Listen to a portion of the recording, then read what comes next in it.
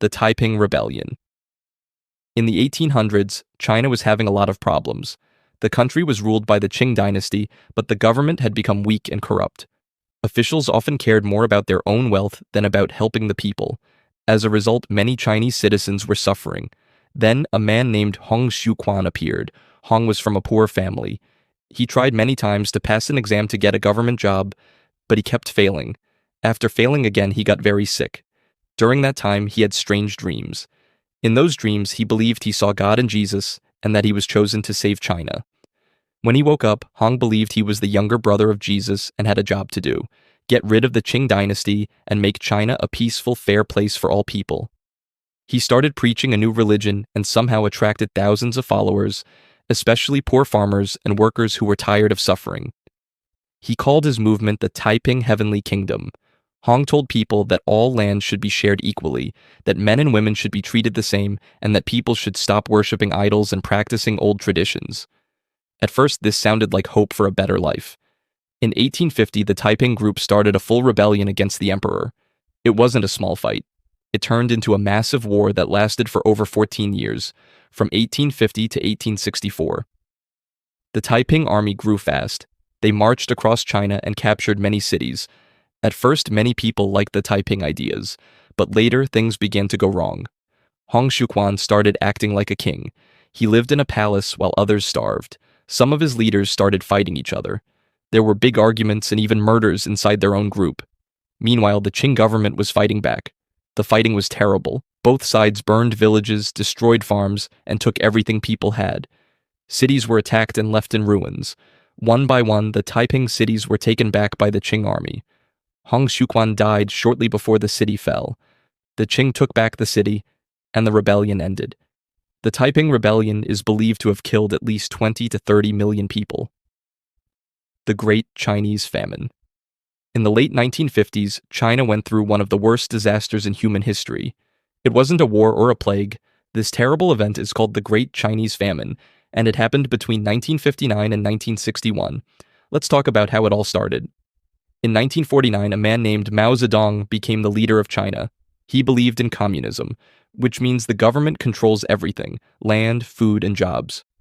At first, many people hoped this would make life better. But in 1958, Mao started a huge plan called the Great Leap Forward. He wanted China to grow more food and make more metal, all at the same time. To do this, he forced farmers to stop working on their own land and instead join big farming groups called communes. Everyone had to live together, work together, and share everything. The government took control of farming. At the same time, the government began using bad farming methods. They planted seeds too close together. They killed birds because they thought the birds were eating grain. But this made insects grow out of control and destroy crops. Then came droughts and floods in some areas, which made things worse. So now there was less food and millions of people with empty stomachs. People began dying slowly and painfully from hunger. In the most desperate places, there were cases of cannibalism. It wasn't until 1961, after millions had already died, that the plan was finally ended quietly. The communes were broken up, farming was fixed, and food began to return. Slowly. But the damage had already been done. The death toll ranges from at least 40 to 45 million people. The colonization of the Americas. When Europeans first came to the Americas in the late 1400s, things changed fast, and not in a good way for the people already living there. You see, before 1492, millions of indigenous people lived all over the Americas.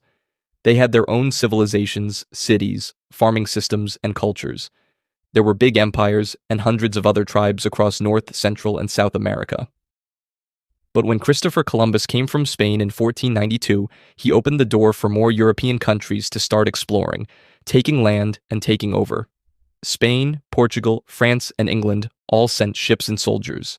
They came to claim land, get gold, grow crops, and spread their religion. Now let's be clear. This wasn't just exploration. It was colonization. That means the Europeans took over the land, forced their laws, and often treated the native people as less than human. Many indigenous people were killed in wars when they fought back.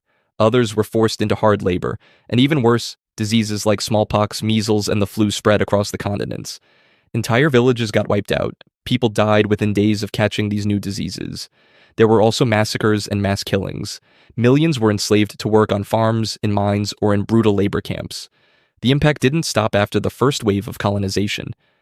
It lasted for centuries, as European powers kept expanding across the Americas and building empires on top of indigenous land.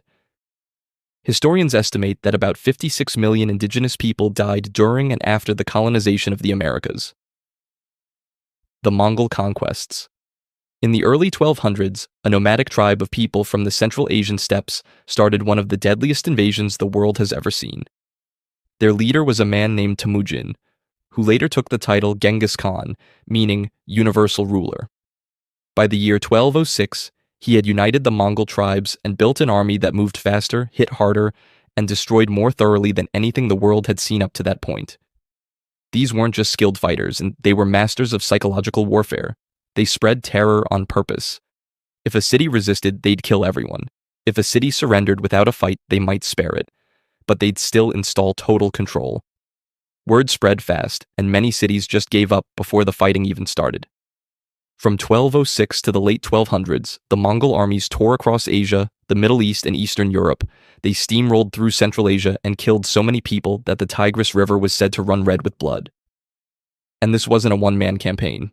After Genghis Khan died in 1227, his descendants kept the war machine rolling. So how deadly was this conquest? Modern historians estimate that the Mongol invasions killed somewhere between 40 and 60 million people. In some regions, up to 3/4 of the population was wiped out. World War II. Let's talk about World War II, the deadliest war in human history. This war didn't happen by accident. It started because of problems that were already there after World War I. Between 1939 and 1945, the world was dragged into the most destructive war it had ever seen.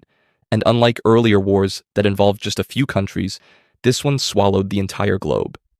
It started when Germany, under Adolf Hitler, invaded Poland in September 1939. Britain and France declared war in response, and things snowballed from there. Hitler's goal was to take over Europe. He believed Germans were a superior race and wanted more land for his people, especially in Eastern Europe. He also blamed Jews, communists, and others for Germany's problems after World War I. So he didn't just go to war with other countries and he started a genocide. But we'll get to that in a second. Germany's allies included Italy, led by Mussolini, and Japan, which was expanding across Asia and the Pacific. These three countries formed the Axis powers. On the other side were the Allied powers, led by Britain, the Soviet Union, the United States, and China. Now let's break down what made World War II so deadly. The fighting was everywhere. This wasn't one big battlefield, this was dozens of them. Cities were bombed into dust. Then came the Holocaust. Under Hitler, Nazi Germany created concentration camps.